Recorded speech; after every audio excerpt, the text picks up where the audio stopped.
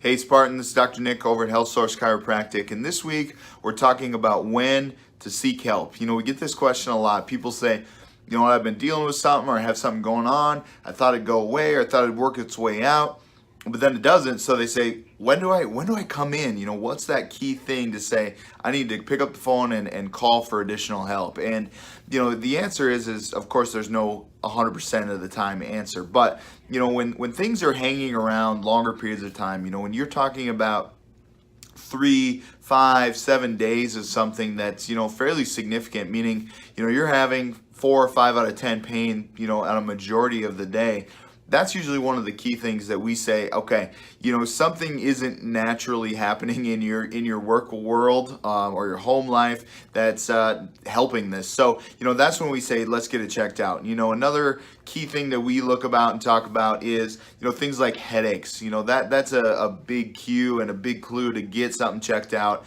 A lot of people say, well, I take Advil or I take ibuprofen. The one thing I can guarantee you with 100% certainty is you're not having a headache because you're deficient in ibuprofen or deficient in an Advil or a Tylenol. So something else is going on. It's postural, it's structural, it's a movement disorder of some kind that's leading to that neck and that tension. So headaches that you're having more than, really 2 times a week, something else is going on that needs to be addressed and fixed.